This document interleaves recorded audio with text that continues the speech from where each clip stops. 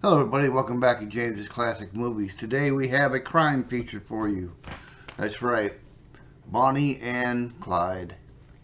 Bonnie and Clyde, starring Warren Beatty and Faye Dunaway, along with Michael J. Pollard, Gene Hackman, Estelle Parsons, Gene Wilder, and Denver Pyle as Frank Hammer, Texas Ranger. Directed by Arthur Penn. Which the movie cost $2.5 million to make and turned around and made a profit of $70 million. Take a look at this.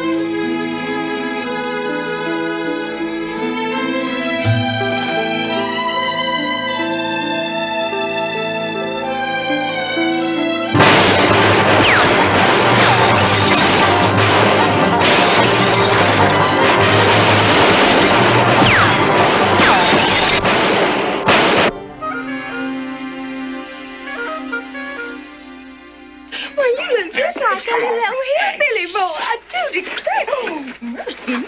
Oh, the stars.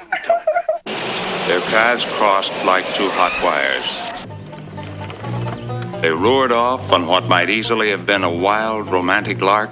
But almost before they knew it, with the giggles still in their ears, they had bloodied up 4 states.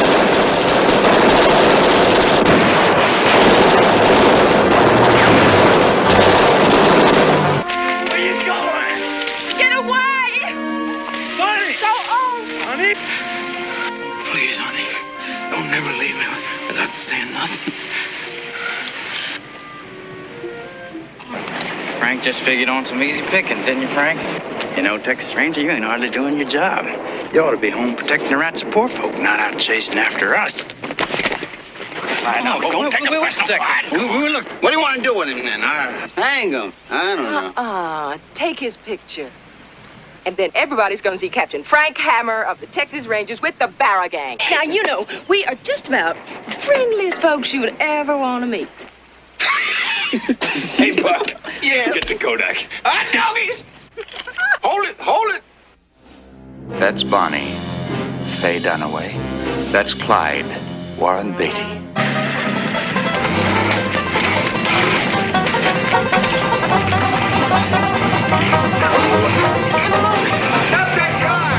Left up ahead, turn left.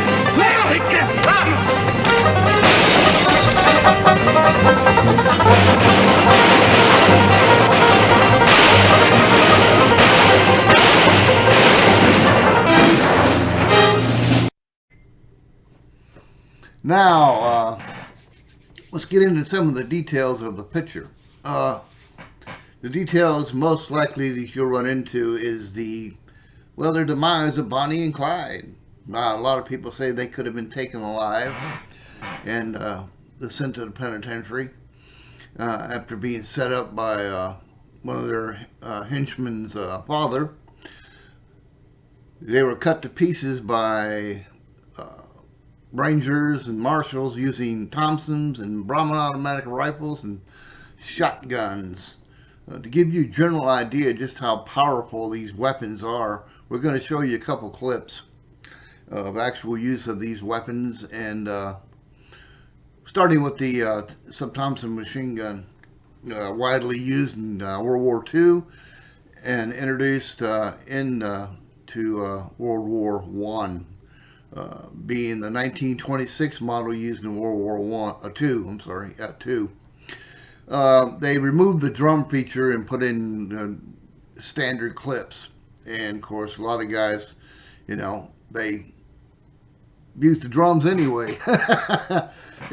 Clips being easier to carry was the feature of the weapon. And we want you to watch this and enjoy this Thompson being fired. Take a look.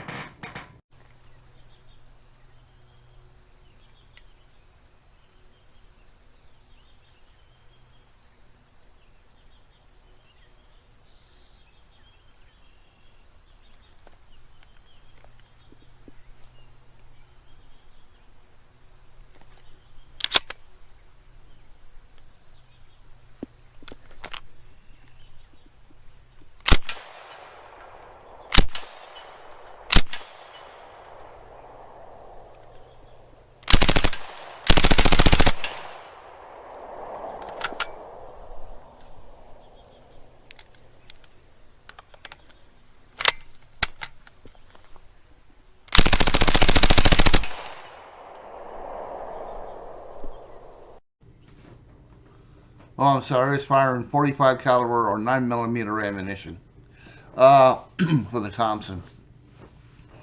Now, the next one was widely used back then, even by Clyde himself. His favorite weapon was the Browning Automatic Rifle, BAR or BAR, which is also widely used in World War II and was eventually replaced by the M60 machine gun. Firing 30-06 rounds. This thing, it hits you. I mean, there was no walking away from a bar. If it hits you, you're done. Here to tell you more about it is Miss May from CNR Arsenal, as she demonstrates and tells you what this weapon is and what it can do. Take a look.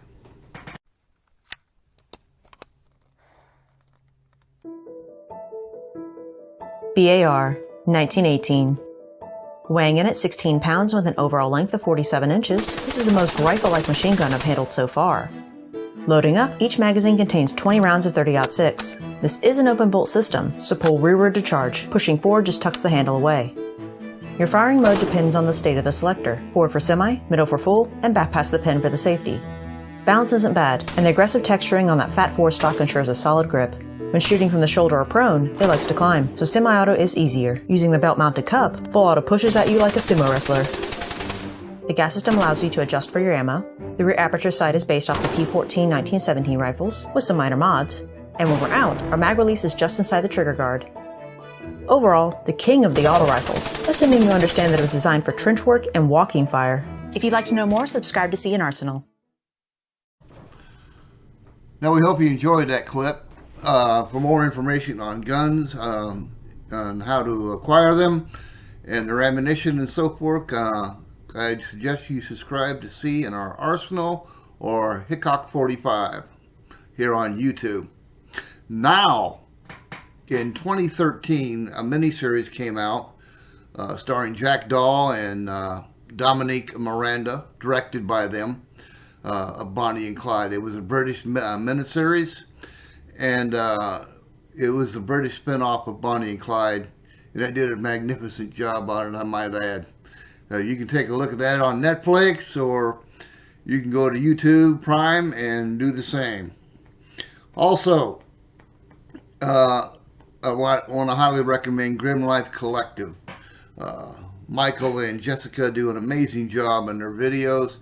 And one of these videos happens to be the Bonnie and Clyde segment, where they walk you through where the death area where they were killed, their graves, the background story on them. They did simply an amazing job, and we hope that you will check them out at Grim Life Collective.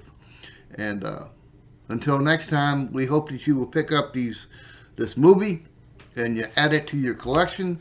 Bonnie and Clyde, in my opinion, is the best version of Bonnie and Clyde out there, although there have been many attempts to do it. In my opinion, this is the best. Add it to your collection today, and you won't be sorry. So have a good watch, and we'll see you next time for another adventure here on James's Classic Movies. Until next time, I'm James. Have a nice day. Bye.